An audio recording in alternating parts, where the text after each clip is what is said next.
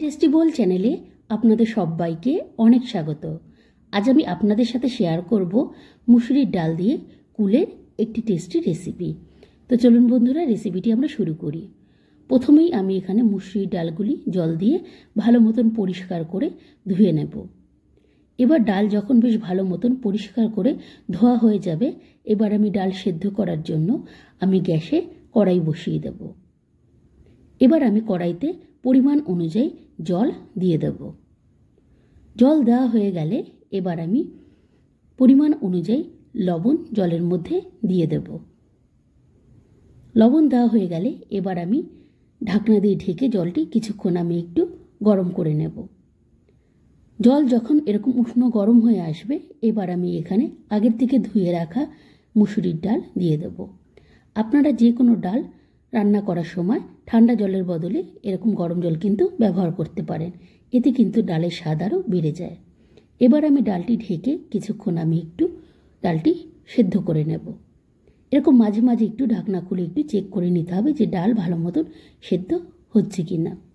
এবার ডাল যখন বেশ ভালো মতন সেদ্ধ হয়ে যাবে, এবার আমি ডালটি ভালো মতন একটু নাড়াচাড়া করে নিয়ে আমি ডালটিকে কিছুক্ষণ একটু ফুটতে দেব। ডাল যখন বেশ ভালো মতন সেদ্ধ হয়ে আসবে, এবার আমি ডালের মধ্যে শুকনো কুল দিয়ে দেব। আমি কিন্তু কুল আগের থেকে ভালো করে পরিষ্কার করে ধুয়ে রেখেছিলাম। এবার ডালের মধ্যে কুল দিয়ে ভালো মতো নাড়াচাড়া করে নিয়ে ঢেকে আমি আবারও ডালটি কিছুক্ষণ একটু ফুটতে দেব।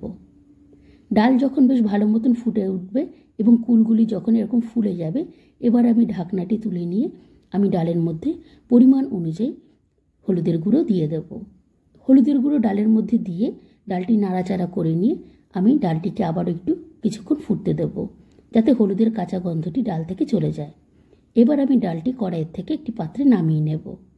এবার ডাল সম্বার দেওয়ার জন্য আমি কড়াইতে সর্ষের তেল দিয়ে দেব। তেল যখন বেশ ভালো মতন গরম হয়ে যাবে, এবার আমি এখানে ফোড়নে গোটা সর্ষে এবং শুকনো লঙ্কা দিয়ে দেব। আমি এখানে সাদা সর্ষে ব্যবহার করেছি, আপনারা চাইলে কালো সর্ষেও ব্যবহার করতে পারেন। এবার ফোড়ন ভালো মতন ভাজা হয়ে আসলে আমি সেদ্ধ করে রাখা ডাল আমি তেলের মধ্যে দিয়ে দেব। এবার ডালটি কড়াইয়ের মধ্যে দিয়ে ভালো মতন নাড়াচাড়া করে নিয়ে ঢেকে আমি কিছুক্ষণের জন্য ডালটি ভালো মতন একটু ফুটতে দেব। ডাল যখন বেশ ভালো মতন ফুটে যাবে, তখনই কিন্তু আমার তৈরি হয়ে যাবে এই মুসুরির ডাল দিয়ে কুলের এই টেস্টি রেসিপিটি।